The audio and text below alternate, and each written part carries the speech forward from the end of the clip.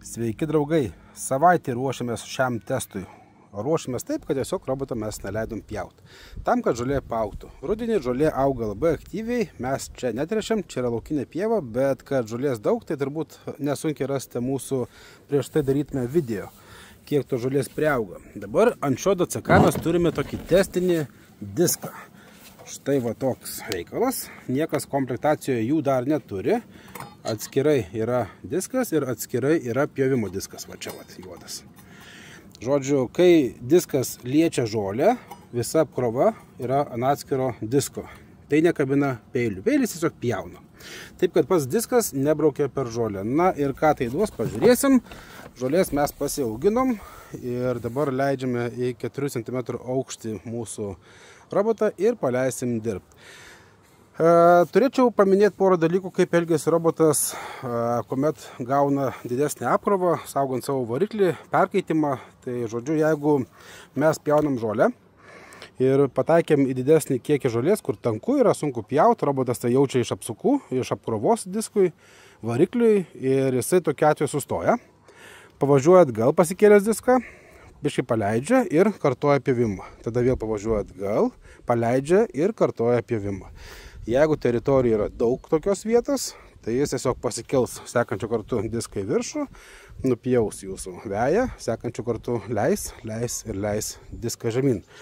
Taip darom net ir mes žmonės, kuomet įvažiuojame į aukštą kažkokią žolę su savo ten žoliapjovos stumdymą. Jeigu matom, kad jau variklis net dūsta, tai mes pasikeliam diską į viršų. Taip daro ir robotas. Pasikelia diską į viršų ir kartoja važiavimą.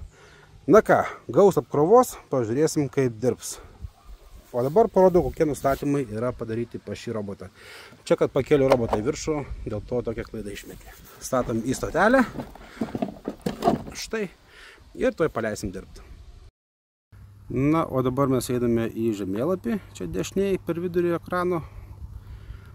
Taip, matome pjovimo aukštis. Pas mus yra pažymimo ploto 4 cm. Gerai. Pjovimo intervalai. Kuomet robotas ima plačiai žolę, tai apkrova yra didžiausia, bet efektyviausia ir pjauna. Jeigu robotas ten jau vadinkim taip liaudiškai springsta, tai galim mažinti intervalus, bet ilgiau pjaus teritoriją. Tai be abejo mes ant apkrovos naudosim patį rečiausią važiavimą tam, kad kuo daugiau apkrauti diską. Na ir viskas. Leidžiam dirbti. Atrieda mūsų robotinis žolynų žablikas. Ryja žolę pilnu ypu. Pažiūrėkime, kaip jam sekasi. Pasistabdysim. Jokių stojimų jisai nedaro. Atbulom nevažinėja. Žolės aukštos tikrai jisai turi.